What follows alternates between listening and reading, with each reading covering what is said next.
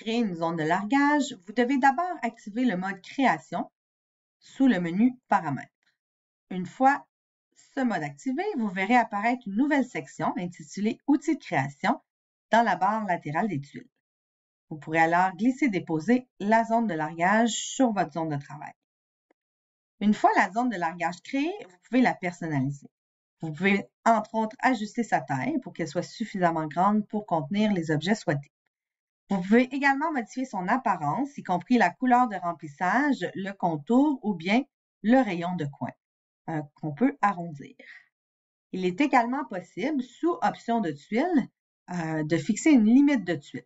Donc, par exemple, si je la fixe à 1, ça voudrait dire qu'un seul objet peut à la fois être dans la zone de largage. Donc, si un élève essaie de déposer une tuile dans une zone qui est déjà pleine, eh bien, la première tuile sera alors expulsée.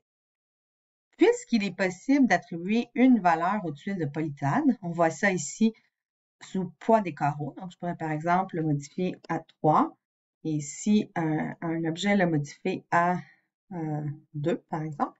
Il est donc possible d'attribuer une valeur ou une métrique à la zone de largage.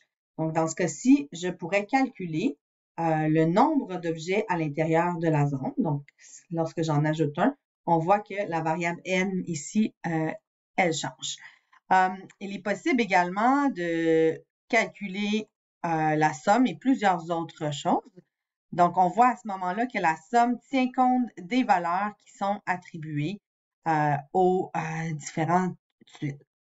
Et puis, pour terminer, il est possible également de faire afficher cette variable à l'extérieur de la boîte pour la contextualiser. Donc, pour ce faire, il suffit d'insérer une zone de texte et de mettre la variable entre crochets avec un signe de dollar qui la précède. Donc, dans ce cas-ci, je pourrais dire, par exemple, qu'il y a quelques objets peut-être dans la zone.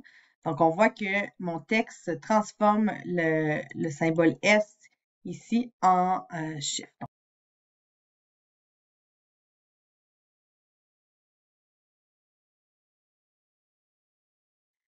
Et pour terminer, il est possible de rendre invisible ici, sous Création, la zone de largage ou bien le bouton Somme ici, de sorte que si je quitte le mode Création pour le partager aux élèves, eh bien, les élèves pourraient déplacer des objets à l'extérieur de la zone ou à l'intérieur de la zone pour faire changer le texte qui est ici inscrit.